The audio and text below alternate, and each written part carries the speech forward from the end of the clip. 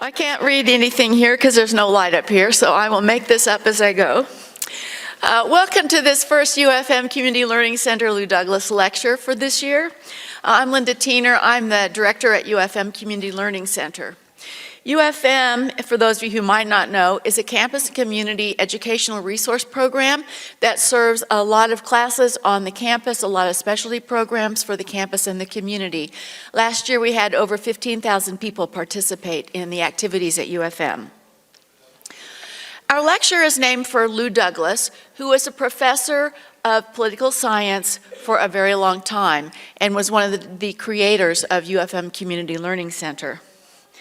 Lou was really loved for his ability to bring people together, to talk about issues, to inspire students, faculty, and staff to work together for creative solutions.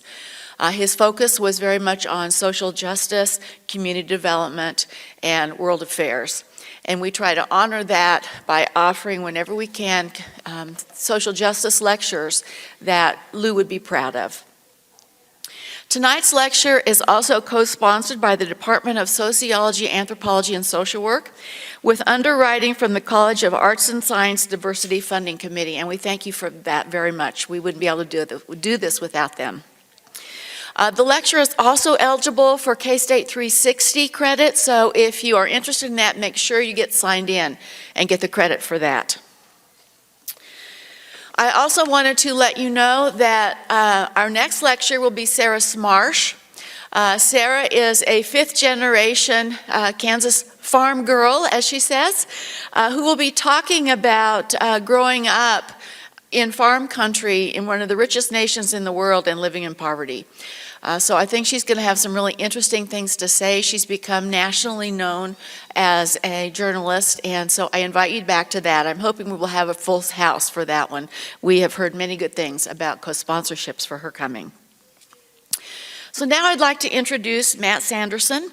He's a professor in the Department of Sociology, Anthropology, and Social Work, and he's going to make some introductory remarks. He's going to introduce another person who wants to get up and speak a little bit about the film. We'll see the film, and then our director-producer will be taking questions about it. So please stay.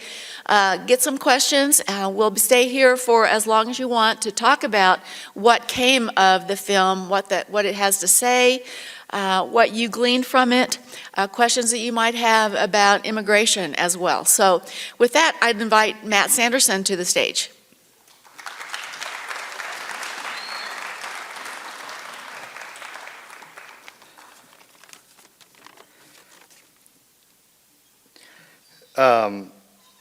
I first want to begin by acknowledging that we are gathered on the ancestral lands of the Kaw Nation in Kansas, a state with 4 federally recognized tribes: the Iowa Tribe of Kansas and Nebraska, the Kickapoo Tribe, the Prairie Band Potawatomi, and the Sac and Fox Nation.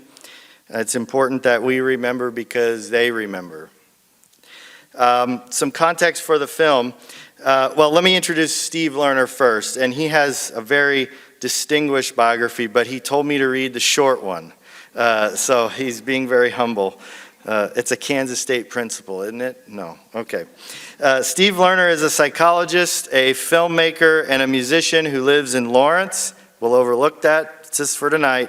His Strangers in Town is his film, and it's his second collaboration with his best childhood friend, Ruben Aronson, an award-winning LA filmmaker. Their previous film was When the Well Runs Dry, which was about water problems around the state of Kansas. I would like to, before I have Dr. Deborah Bolton come up, Dr. Bolton has lived in Garden City, has much more familiarity with the context than I do. I just want to provide a little bit of context for the film. So as we watch the film, I've seen it a couple times. As we watch the film, you'll see a lot about, you'll hear the personal stories. To ground those personal stories, I wanted to give you a little bit of context for the film, and I'm just going to make a few key points quickly. We need to remember that America is a country of immigrants, that unless you were indigenous, you are the product of immigrants to the country. And we are also host to the largest number of immigrants in the world. Our story, though, is not without ups and downs, right? The story of the political rhetoric, the cultural rhetoric around immigration waxes and wanes, and we are at another point where it is waxing. It's reaching a high point again. I want to make a point about economic growth. From my own research and the research of the overwhelming number of studies on the relationship between immigration and economic growth shows a positive relationship. That is, the higher the density of immigrants in a population, the higher the level of economic growth in that population, and vice versa. The lower the level of immigrants, the slower and the lower the level and rate of economic growth. So despite what we might hear in the public, there is the relationship between immigration and economic growth is quite positive. Second is this point about cultural depth and diversity. Immigrants add to the depth and the diversity of a population. They promote diversity, which is strength. It's an ecological principle that if you have a monoculture, you are very vulnerable. So diversity is a strength in anything, everything from ecosystems to social structures, and we need to remember that when we're talking about immigration. Third point is about previous waves of immigrants to this very state. So if Kansas, at its founding in the 1870 census, the first census the state took, we were 14% foreign born on the founding of the state. Today we are 6% foreign born. We're not even halfway back to the level of immigration that we had in the late 19th century, early 20th century. The earlier wave of immigrants to this state were overwhelmingly Germans, foreign-born Germans. And Germans added a lot to the diversity and the strength of the country. But people really feared Germans. America fought Germans in World War. So this is not a new thing, immigration, but Germans actually added to the cultural diversity of the country. So we can think about things like kindergarten is a German contribution to the culture. Oktoberfest, which is coming up, is a German contribution to the culture. And they integrated, they became part of this place called America, this idea of America. Christmas trees are a German contribution, immigrant contribution to the culture we live in. So immigrants bring with them diversity, and that diversity adds to the strength of the fabric of the country. Kansas, I want to say something about Kansas as you're watching the film. Kansas, without immigration, as somebody who's trained in demography, I'm somewhat licensed to say this, Kansas without immigration is stagnant to declining. So our white, non-Hispanic population is flat, effectively, and it's probably going to slightly shrink with the 2020 census. If not for immigration, the state population is shrinking, and that is worth remembering when we're having discussions about immigration. Can we afford to live with a shrinking population? That is a question we should be asking ourselves. When you look at Garden City, as I narrow down from the country to Kansas to Garden City, in 1908, this is a town, a city that's gone through a tremendous amount of change, and it seems to be working still. From 15 to 20%, in 1980, this population in Garden City was 15 to 20% Latino or Hispanic, and today it's nearly 60%, maybe even over 60% Hispanic Latino. So within the span of a generation, we did not have a major cultural conflagration in Garden City. There was no internecine fighting among the races with a race war in Garden City. But in the span of 30 years, we've seen a complete turnover of the racial and ethnic composition of the population. We can learn something, I think, from Garden City in this film.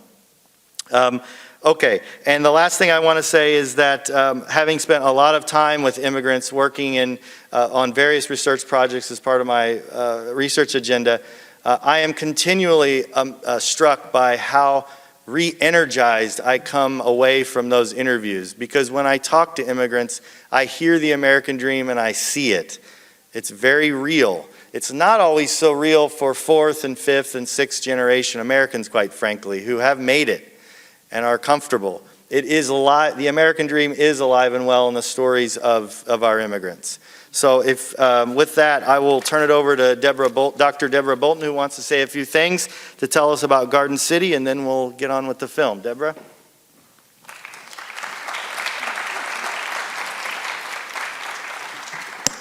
Let me get this straight. I didn't want to say, I was invited to say.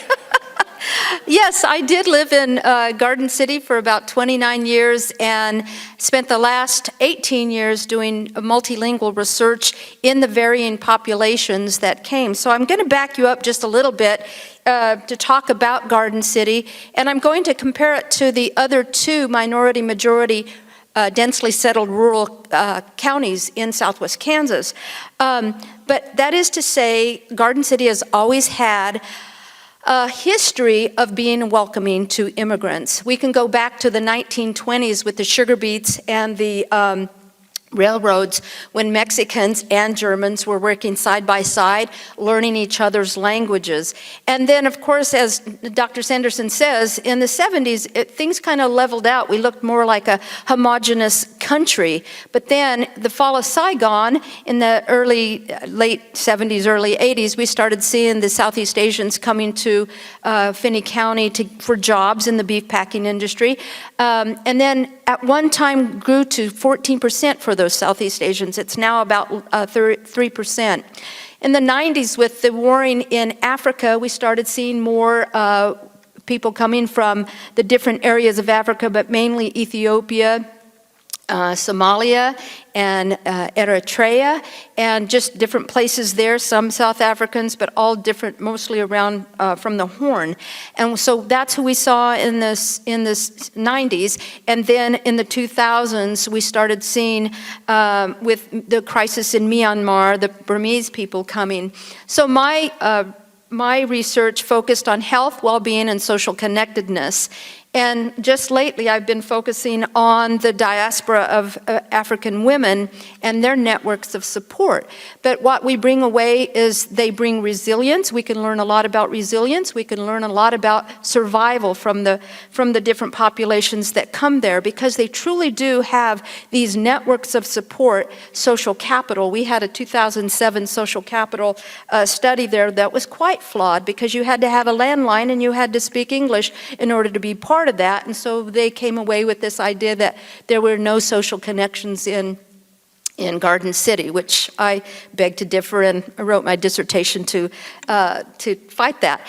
So anyway, beautiful place to be, lots to learn. Come and learn. If you ever want to take a foreign trip, go to Garden City.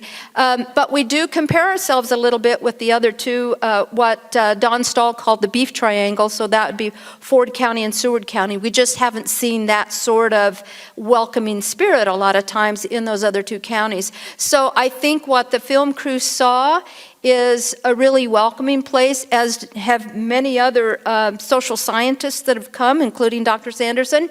So it's a great place. You're going to love this film. And I have to tell you, Steve Lerner and his crew, great guys. They lived with us during the filming, and they got all over the house. And so, but they took care of the dogs, which was really nice. So I welcome Dr. Steve Lerner to the podium now.